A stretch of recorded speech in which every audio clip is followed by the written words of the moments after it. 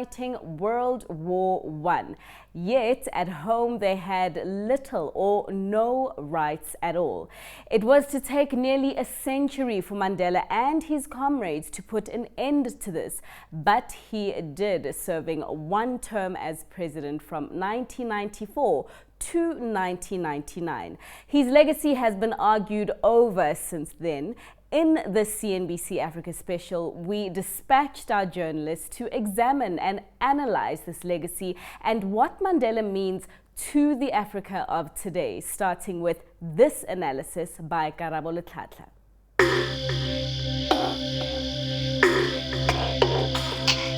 It's just him.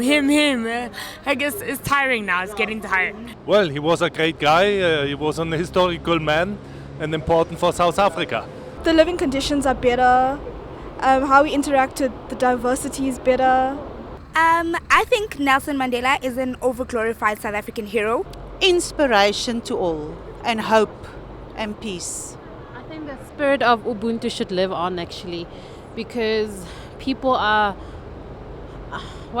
people are moving away from what Ubuntu means. Well, I'm a fan, obviously. So I think within all of us, we must just find our Mandela. Nelson Mandela was destined to cause a stir. His character inspired emotions in people the world over. Some good, some bad, seldom indifferent.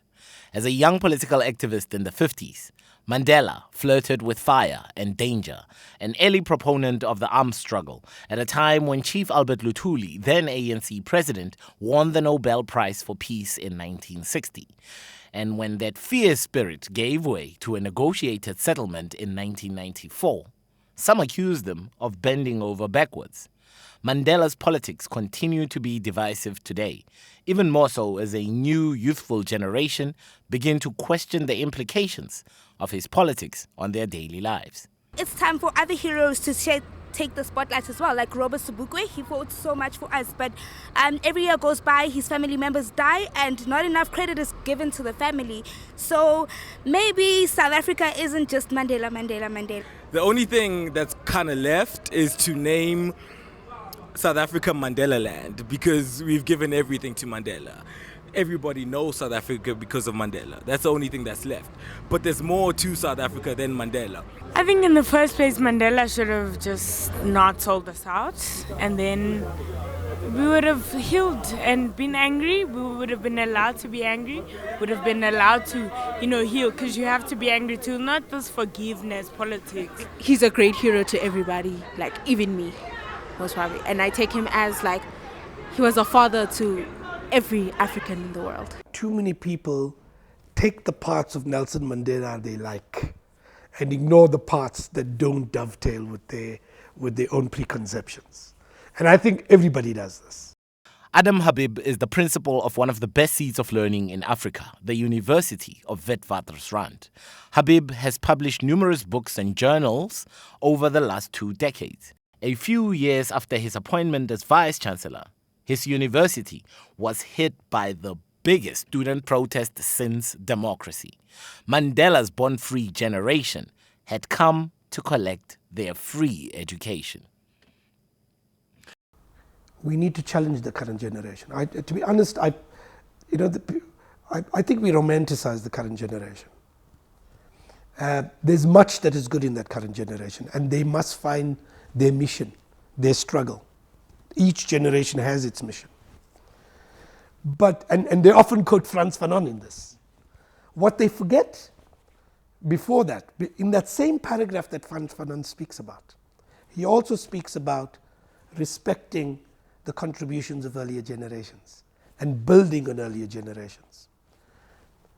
If we actually did push land, if we actually did go all the way, you wouldn't have had the democratic South Africa today. Education being the first, no, because we're still striking with FISMAS 4, So I feel like there's a bridge that needs to be, met in terms of education and stuff, Maybe he probably, he sold us short.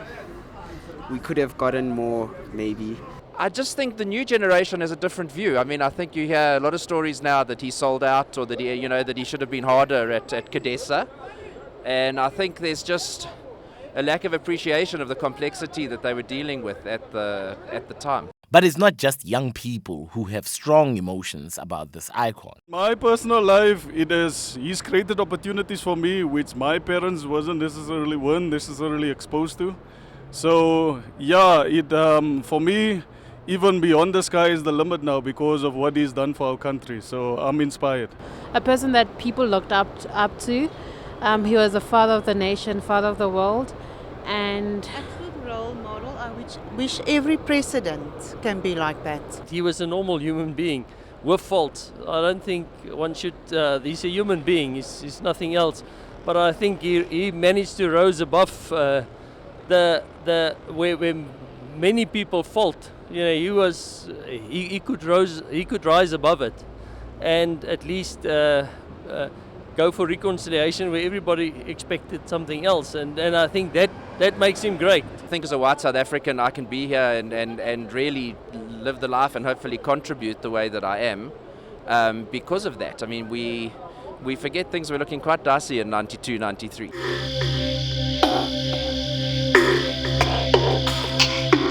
MADIBA, as he was affectionately known, wasn't always affectionate. He famously refused to give up on the armed struggle during the violent early 90s until former President F.W. de Klerk stopped the flow of guns into the townships. Guns that spilled blood. It's estimated some 14,000 people died in political violence in South Africa. MADIBA also gave orders to shoot when thousands of Inkatha Freedom Party members, an opposition party, marched on Shell House, the home of the African National Congress in downtown Johannesburg. But all things being fair in love and struggle for freedom, MADIBA's political legacy is more nuanced in the years leading up to his presidency, agreeing to use his name, fame and face to raise tens of millions of rands for thousands of needy children. But Nelson Mandela's ANC also promised housing, education and health services in this national rainbowism idea. Easier said than done in a country broke and desperate.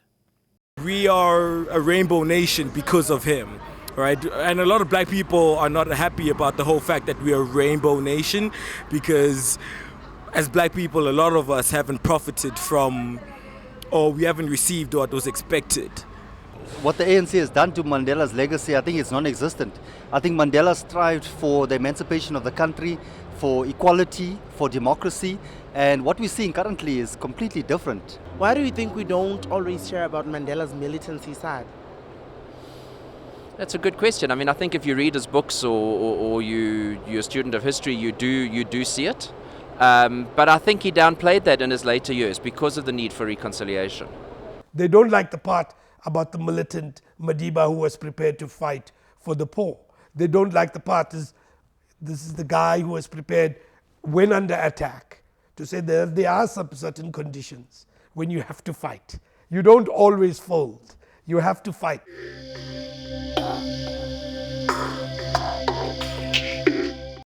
But Mandela's party politics were also not linear. Many say he wanted his chief negotiator during the CODESA talks, Cyril Ramaphosa, to take over from him. These were crucial talks that paved the way for one of the most liberal constitutions in the world and laid the foundation for a free and democratic South Africa. But party rank and file wanted Mbeki to lead.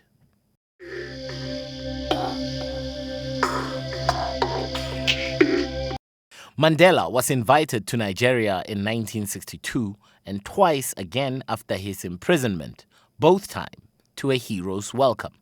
Richard Akiebe was special assistant to Nigeria's Minister of Information in 1990.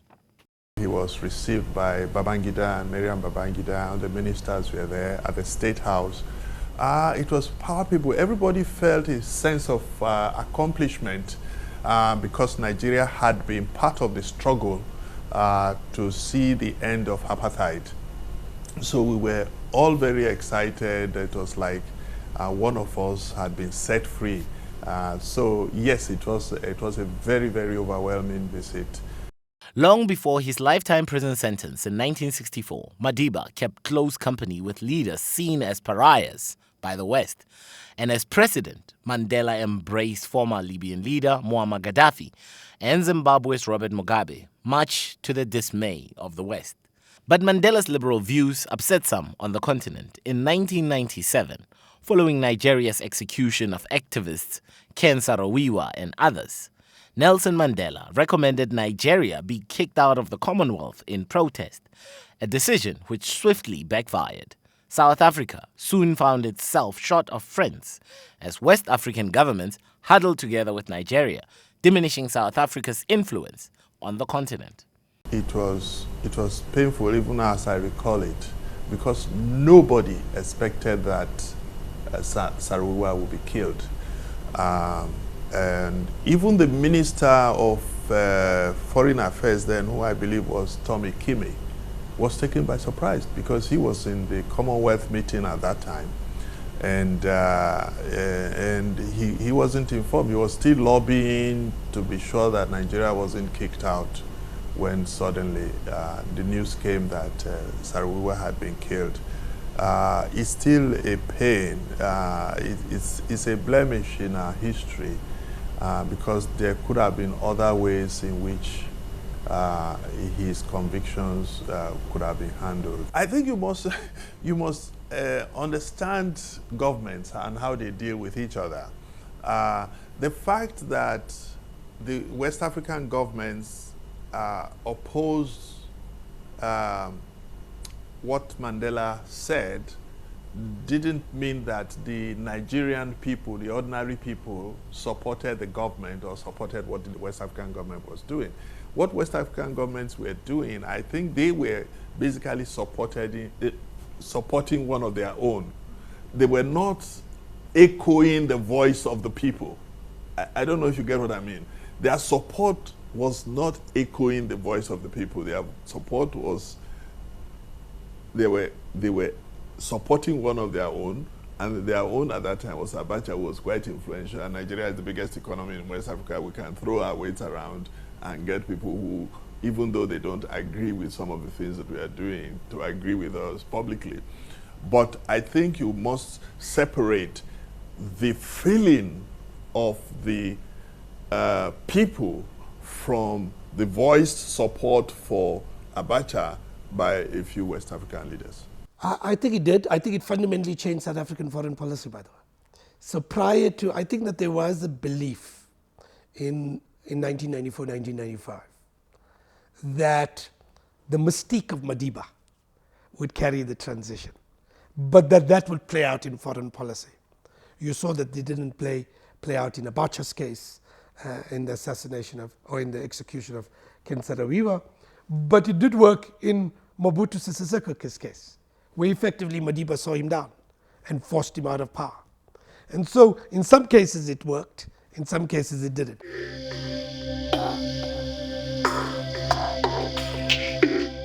There was a time when his was the second most recognizable name in the world behind Coca-Cola. Nelson Mandela's stock rose markedly following his release from prison and subsequent presidency. Brooke Spector is a former cultural attaché at the U.S. Embassy. He first arrived in South Africa in 1975. Through work, chance, and love, Brooke has made a home in South Africa. He remembers meeting MADIBA in 1990. Back in 1990, when he was meeting the U.S. ambassador for the first time, I was involved in that meeting. And when Mandela arrived to the ambassador's residence, he walked in, and the first thing he did, he shook hands with the housekeeper who'd opened the door. Then he shook hands with the waiter inside, and then he went to the kitchen to say hello. Now, there was a man who understood that you win acclaim, you win connections, and you win appreciation one person at a time. You don't just do it standing in front of a big crowd and saying things. You gain confidence in people. In the U.S., even now,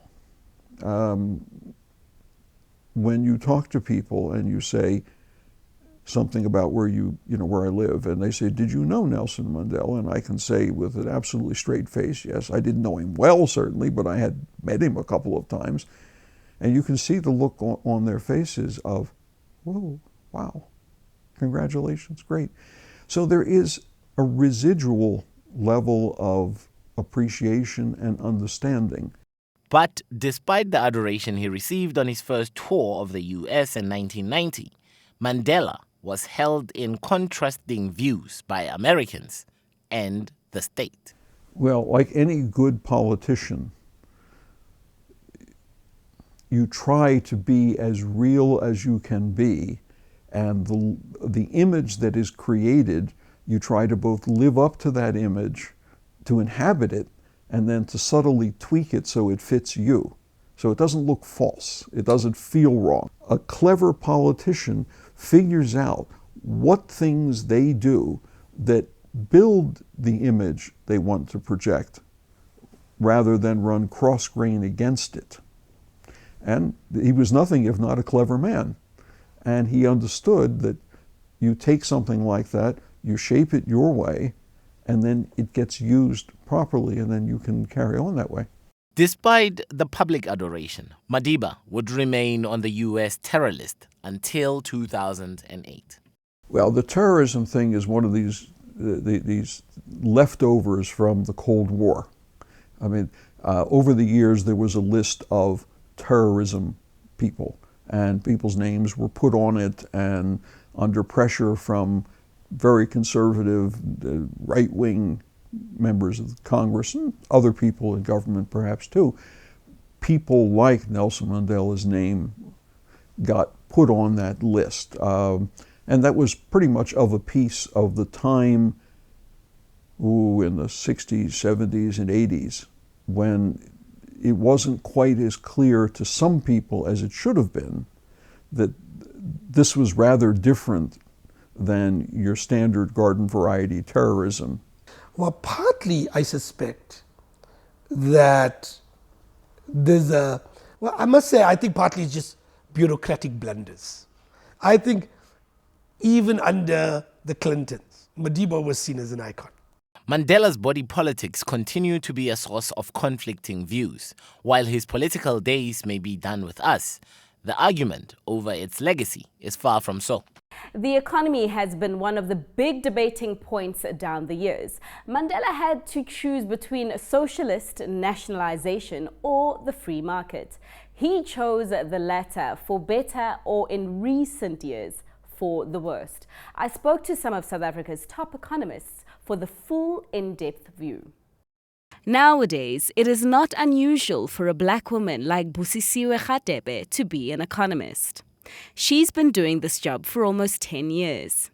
It's from this desk at Nedbank's headquarters in Sandton that she analyzes South Africa's economy and writes reports on how best to get it going again. If we think about how far women have come, I'm like all women, I'm not just talking about black women. I think all women were actually on the back foot under the apartheid government. If I think of white women, for instance, they were only allowed to have certain jobs, or certain jobs were seen as the right jobs for them. So you would be a secretary or sort of a typist at that time. That's the type of thing. I think women are now free to actually, if we just look at Mandela's first cabinet, and we look at something like Frindi Jingwala. I mean, if I look at that type of thing, it's like women were given the opportunity. I mean, if I think of Phumzile Mlambo-Ngcuka, women were actually given the opportunity to go out there and actually be on the forefront out there. And I think before they wouldn't have had that opportunity to do it. And I think he opened it up for women. The freedom that Busi has to do what she loves was impossible for black women 25 years ago, when South Africa was still in the shackles of the oppressive apartheid state. And I think Mandela sort of, and his sort of peers just came out there and reminded them that sanity actually needed to prevail. It shouldn't be out of the realm of possibility that a black girl can grow up and become an economist. Sanity should prevail that I can do that type of thing. And maybe if it carried on longer, I don't think if sort of apartheid would have carried on much longer. You know, if it carried on longer, maybe that possibility would not have been there for me to do it. But I think Mandela has sort of, and his peers, I mean, he wasn't the only one there, but it has sort of paved the way for women like me to think, I can do whatever. The economy that Nelson Mandela inherited in 1994 when he was elected South Africa's first democratic president, was as depressed as some of the people who lived under apartheid. Many economists watched closely, like Kevin LINGS, chief economist at STANLIB. If you go back to the 1980s, South Africa was in a difficult economic environment. You'll find that we were facing a whole lot of external constraints that included trade sanctions that were quite onerous. We had financial sanctions. South Africa struggled to access foreign capital markets. We had significant foreign exchange controls imposed on South African residents as well as South African companies. We obviously had a currency that had to be very carefully managed. The reason was the country had very little foreign exchange reserves. So at any point, if South Africa tried to accelerate imports, there was a real risk that we wouldn't be able to afford those imports because we wouldn't have the foreign currency in order to pay for that. South Africa's debt level was starting to rise at a government level. The government of the day was starting to systematically mismanage the finances. And at the end of the 1980s into the early 1990s, government debt rose to 50% of GDP, which at the time was the highest we'd ever incurred. LINGS has had his eye on South Africa's economy for more than 20 years. Another veteran economist is Azar Jamin. He founded Econometrics, an economic advisory firm in the 1980s. Azar's memories of the tough economy Mandela took over in 1994 are still clear as day. Up until 1994, part of the reason also for the rut that the National Party ended up with was the fact that the government was unable to borrow money from abroad and foreign capital was not coming into the country in a big way. As a consequence, the apartheid government was compelled to keep exporting more than it was importing in order to conserve foreign capital. And that was a very negative strategy because it impelled the government, the apartheid government, to restrict the level of imports. And so the economy was unable to really grow. This pressure from global economic sanctions made the apartheid government surrender political power. But bringing the economy back from the abyss for Mandela was never going to be an easy task, especially as he had to balance business interests with the social needs of the people. Mandela was in a tight ship from that point of view. I don't know that he could have done all that much more differently. I was involved with the Macroeconomic Research Group, or MERG, prior to 1994, which was an attempt by the ANC under the leadership of Max Sisulu at the time to forge an economic policy for a new South Africa that would get us out of our rut. The trouble is that those policies were regarded by the outside world as very investment unfriendly, and so we did not really see the high level of investment that we would have liked to soon after Mandela came in. Instead of what Mandela did was to try and keep a middle-of-the-road path between, if one might broadly term it and crudely call it, the capitalists and the socialists. And that succeeded in improving the economy a fair amount, but did not allow us to really achieve our optimal potential. President Mandela inherited, therefore, a difficult environment, but with a lot of challenges to meet. He had a lot of socio-economic backlogs that he had to address. They were obvious at the time: a lack of housing, a lack of schooling, a lack of healthcare facilities. For LINGS, Mandela's economic legacy included integrating South Africa back into the world economy after many years of isolation. He also restored South Africa's fiscal position by managing bad debt. In the 2000s, I think we started to see the fruits of some of those changes. I think we started to experience a much better outcome in this country. And I think people forget that in the 10 years that led up to 2008, ahead of the financial crisis, South Africa's economic growth averaged 4.2%. I think we forget that for 4 years in a row, South Africa exceeded 4% and at times 5% growth. That in those 4 years, South Africa created 1.5 million jobs in the formal sector. That we were able to take our international credit rating all the way up to an A rating by Moody's ahead of the financial crisis. That South Africa was able to lift its foreign exchange reserves to $50 billion, 6 times 6 months of import cover. That South Africa was able to start to address the huge backlogs in terms of access to education, access to housing, access to electricity. And if you look at how many houses were electrified on an annual basis, we're talking hundreds of thousands of houses that suddenly received electricity, that running water was available to a huge number more households, that almost 95% of children could start to attend school. Enormous strides were made. The groundwork for those developments were put in place in the 90s, and we yielded some of those results in the 2000s. And I would argue that South Africa was on its road to significant prosperity in about 2005, 2006.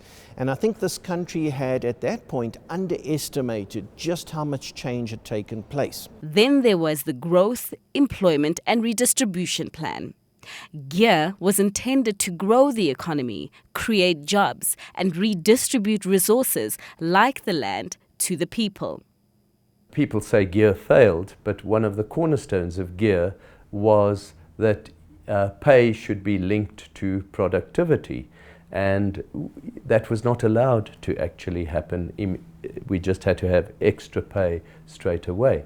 There was opposition to the idea of bringing down the budget deficits, which actually turned out to be far more profitable for the country in the longer term than was, and yet it came under a lot of scrutiny and a lot of opposition at the time. It harked upon investment more in infrastructure, and instead what we've got is a bloated public service rather than more capital investment taking place. It harked upon spending more on education and skills development, and that didn't really transpire to the same extent, to the extent that we would have liked to have seen. Busi believes the real fruits of MADIBA's economic plan can be seen when looking at the born frees, those who were born after 1994. I did a weird presentation a while back where we looked at silly things like something like water and how many people have actually a tap in their home type of thing. Whereas that, I mean, we take it for granted, but that wasn't actually the thing that happened back in the day. It was sort of a site and service scheme where the tap would be every 500 meters in the township and you actually went to go get your water there. But those social things that actually happen, those developmental things, I think we take for granted. But a lot of that actually spills into who you are today.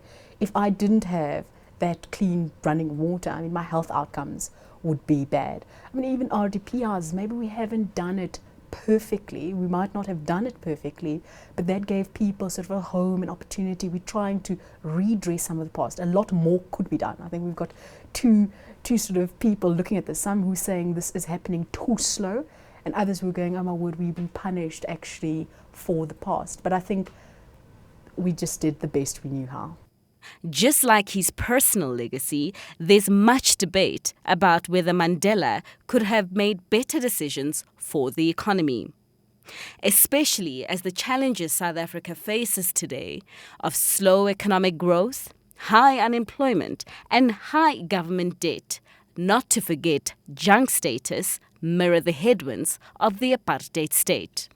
The big failure of the ANC since 1994 has been in not managing to uplift the skills base and the educational base of the majority of people. If I think about what we could have done differently, so the big thing at the moment is something like land reform, and actually this whole thing that people want the land back. And I think it's something we haven't actually spoken. We have spoken about it a lot, but we did nothing over sort of the intervening times from the first time we actually spoke about the land. And it's cropping up, and it's cropping up in an ugly way. So I think that's something that should have been taken care of. There was a lot of criticism at the time that the Mandela cabinet and the Mandela administration spent too much time worrying about what foreigners thought, worrying about the IMF's position, credit rating agencies, and trying to adhere to this international norm of what is acceptable economic policy. And so you could have argued that government should have spent more time trying to, back then, develop a broader infrastructure. So what do these economists think Mandela could have done differently? He did at that time what I think was best. If we think of some of the policies he did, his government went through, if we think of something like the RDP, we were trying to reconstruct, we were trying to develop, we were trying to build this. And then he looked out also to what is the rest of the world doing, and that's things like gear came in there. We were busy with trying to get that growth going, but we didn't probably create all those jobs we needed to create. But he was trying to sort of mix match a lot of things to actually fix what was broken at that time. Mandela's economic legacy was one of stabilization and an attempt to rebuild what had been destroyed in the past. And I think he was partially successful, not entirely successful. And it's understandable why he was not entirely successful, because some of the divergent and opposing factions that he had to contend with could never have allowed him to go in either direction that might have been seen on either side to be the optimal solutions. The underperformance of this economy in the last 8 years, where we've averaged growth of only 2%, that has done a huge amount of damage to this country.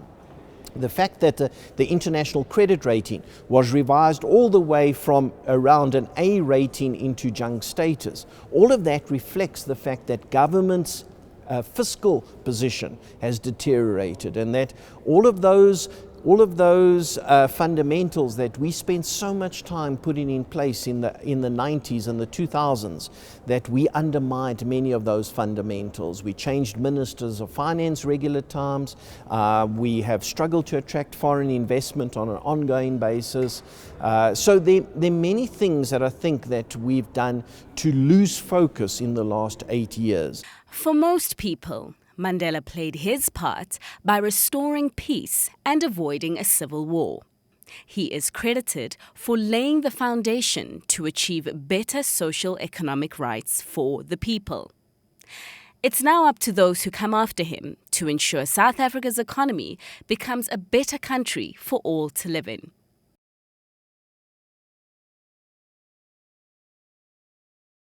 Whatever the economy weather, a lot of people have made a lot of money out of the Mandela name. Who should get the money, asks his family. Zikona Masala reports. Nelson Mandela, a name that launched 1,000 dreams, an anti-apartheid political leader and philanthropist who became the world's most famous statesman. Tourist sites, buildings and bridges are named after him, with towering statues standing. This year marks the 100th year since the icon came into the world that he would change.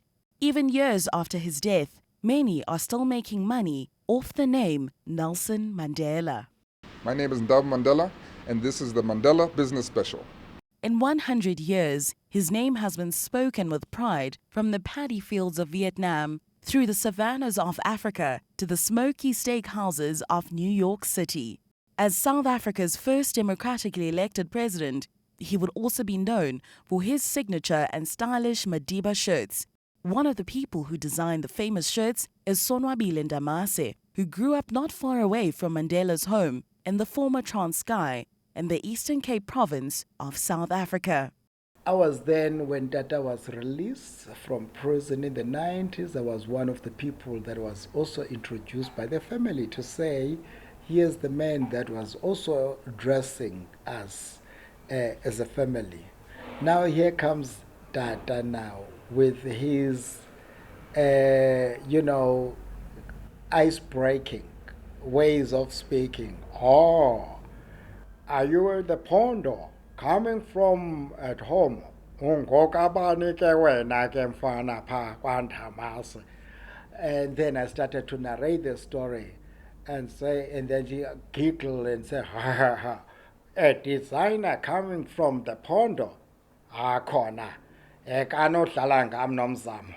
Loosely translated, Tata Mandela jokingly said his wife shouldn't play games with him. From there on, Tata would grow fond of NDAMASE, so much so that he regarded him as part of the family. While many assume that the statesman was making a fashion statement with the shirts, NDAMASE reveals that the decision not to wear suits was because of his health.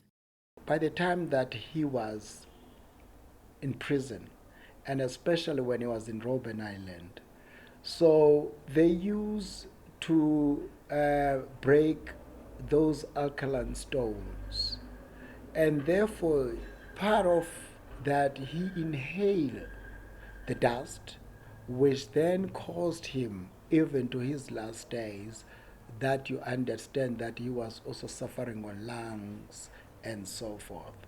It was within that then at that time, so he needed something that is going to be cool to his body, but something as well that is going to be elegant, and of which at the end of the day it was going to be something that's not heavy to his body.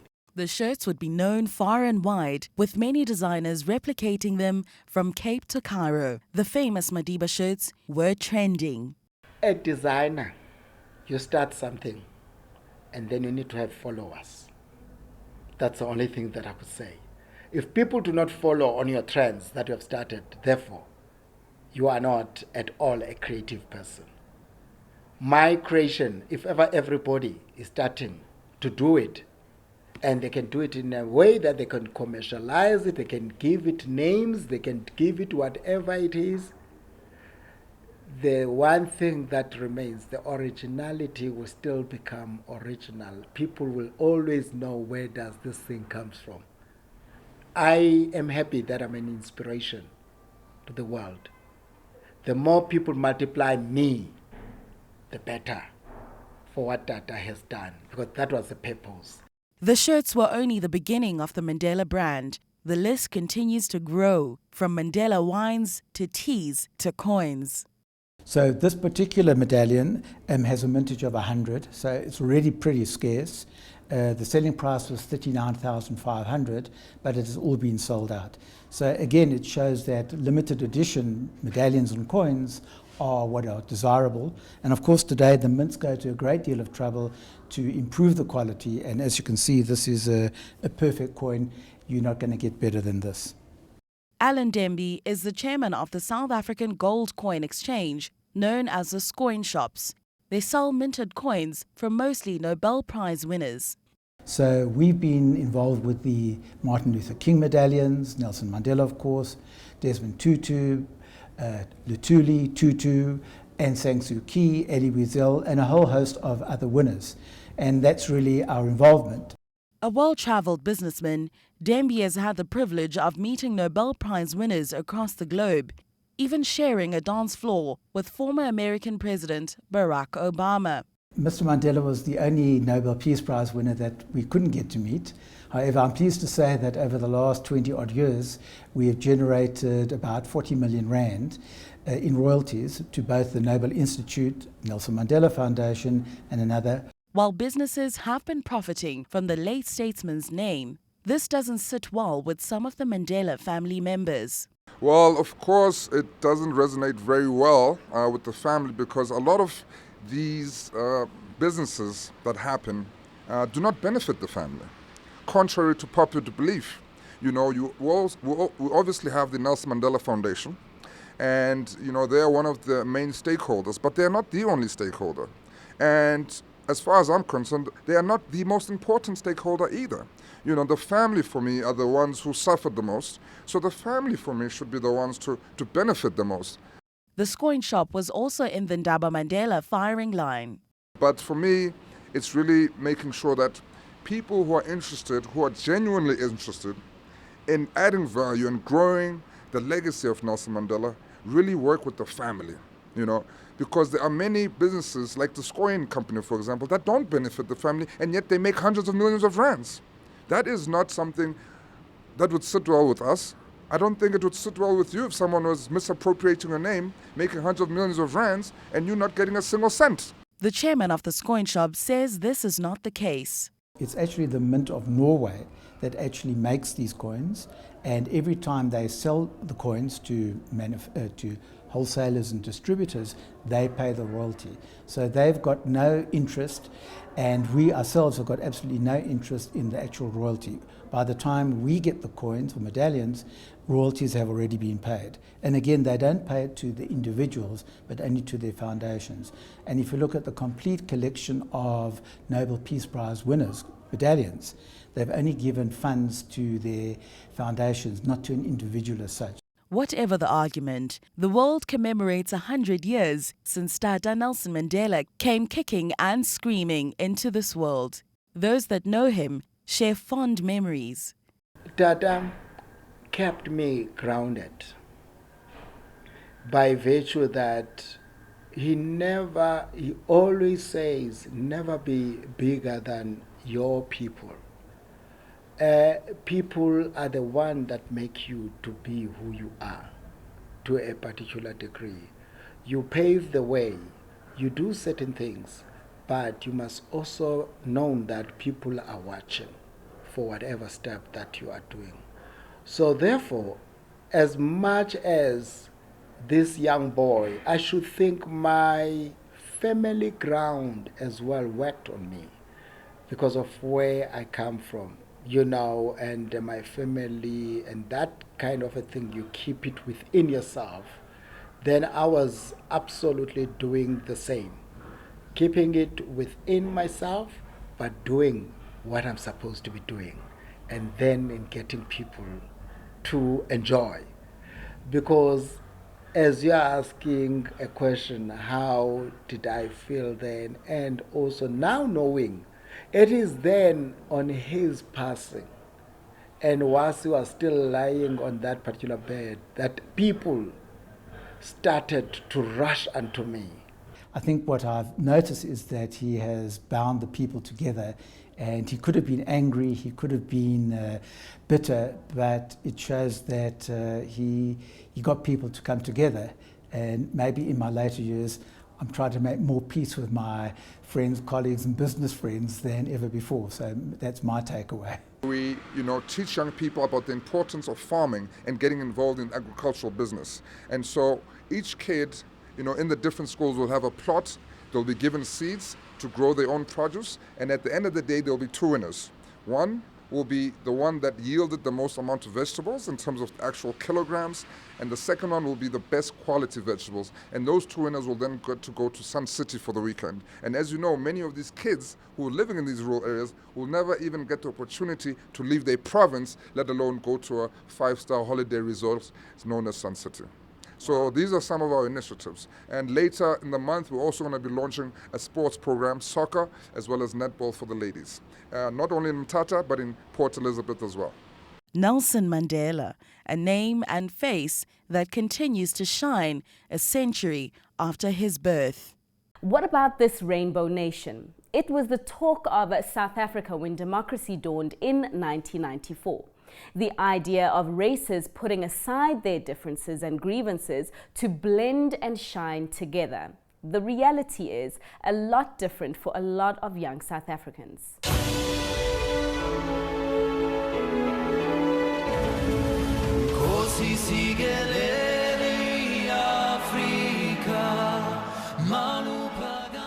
We enter into a covenant that we shall build a society in which all South Africans, both black and white, will be able to walk tall without any fear in their hearts. assured of their inalienable right to human dignity, a rainbow nation at peace with itself and the world. South Africa is meant to be a rainbow nation, but nobody told ADILA CHOWAN. She ended up fighting in courts against the discrimination over her color and sex. I believe South Africa still is very deeply enrooted with racism, and it's embedded in our society, and unfortunately we're not there where Mr. Mandela actually envisaged us to be.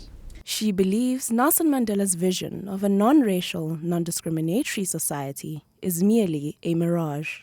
This is ADILA CHOWAN's story. She has a claim to being part of a failed rainbow nation. She is the woman who's said to have brought Mark Lamberti down, one of South Africa's most prominent entrepreneurs, with her court case. I joined Associated Motor Holdings, which is a subsidiary of Imperial Group. I joined them as the senior group financial manager.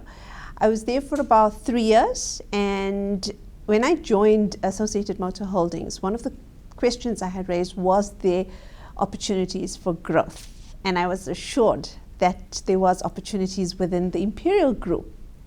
And unfortunately, every time the CFO position came up within Associated Motor Holdings, the preference was given to a white male, because the position initially was held by Harvey Adler. Then subsequently, it was, while I was there, Peter Hibbert was given the position. And the last time when it was up again for grabs, it was Okut Janse van Rensburg that was given the position. And one could easily see the pattern that preference was given to a white male. And I don't think they embraced diversity within the Imperial Group. CHOWAN was dismissed in September 2015 on allegations of misconduct after she had lodged a grievance against discrimination. Nothing was done, so she went to court. The North Gauteng High Court found that Lamberti had damaged her dignity and ordered the company to pay her costs as well as damages.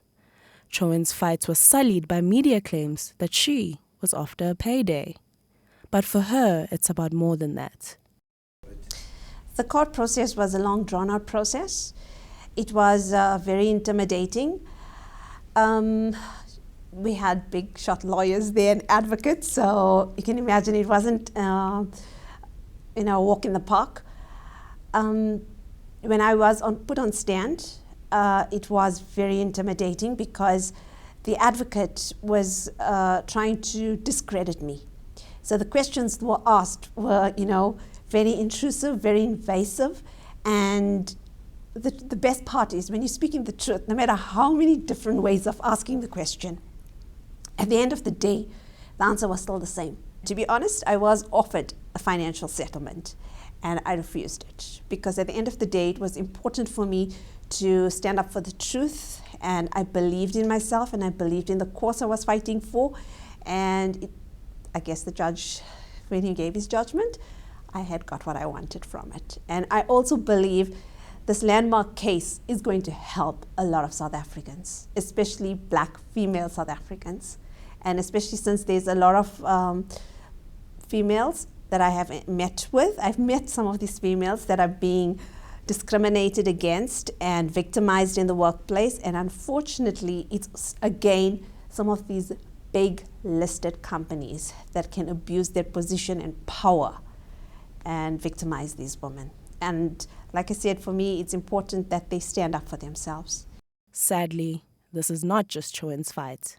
It's the experience of many South Africans who find Nelson Mandela's dream not to be their reality.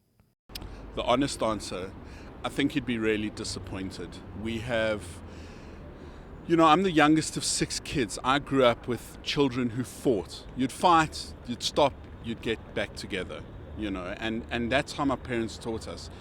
We are a nation of squabblers, and we fight with each other, and we say bitter, nasty, resentful, awful things, and nobody kisses and makes up. People become more polarized with their racism, and they say terrible things and they do terrible things, and some of the political parties, have started entrenching it and attacking, people who've been part of the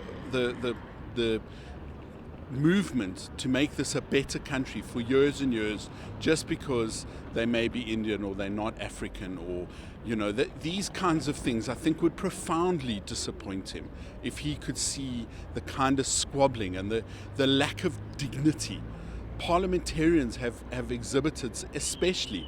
I think he would find that really, really awful. We're still unequal, we still have xenophobia attacks, we still have corruption, we still have the Gupta's scenario, for example, and I still feel that if Mandela was here, he would have been disappointed. I still believe that we have a long way to go. We've made some progress, but it doesn't stop there. It has to keep on going. We still need to do a lot more, turn this dream of his into an actual reality. If it's a non-racial society, it should behave like one. If you want this country to be free of racism, then stop being a racist.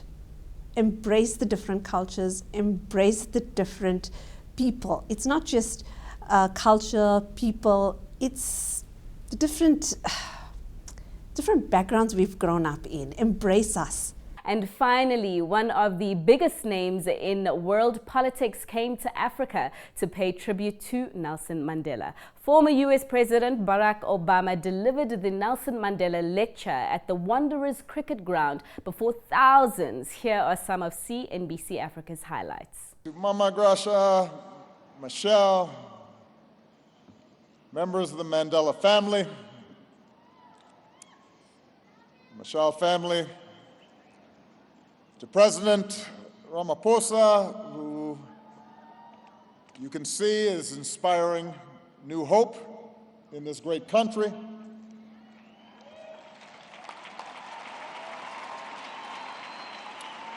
Professor, doctor,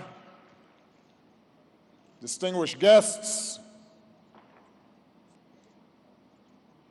to Mama Sisulu and the Sisulu family,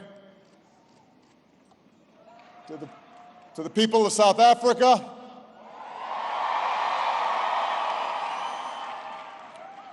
it is a singular honor for me to be here with all of you as we gather to celebrate the birth and life of one of history's true giants. Let me begin by a correction and a few confessions. The correction is that I am a very good dancer.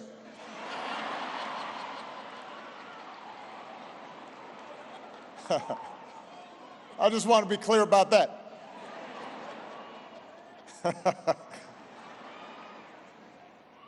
Michelle is a little better.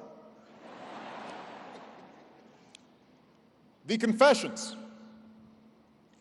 Number one, I was not exactly invited to be here. I was ordered in a very nice way to be here by Gracia Michelle.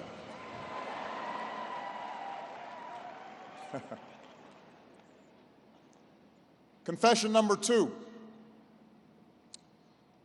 I forgot my geography and the fact that right now it's winter in South Africa. I didn't bring a coat, and this morning I had to send somebody out to the mall because I am wearing long johns.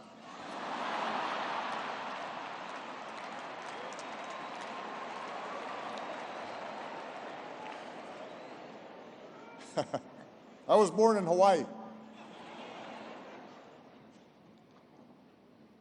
Confession number three. When my staff told me that I was to deliver a lecture, I thought back to the stuffy old professors in bow ties and tweed, and I wondered if this was one more sign of the stage of life that I'm entering, along with gray hair and slightly failing eyesight, I thought about the fact that my daughters think anything I tell them is a lecture. I thought about the American press and how they often got frustrated at my long-winded answers at press conferences when my responses didn't conform to 2-minute sound bites. But given the strange and uncertain times that we are in, and they are strange, and they are uncertain,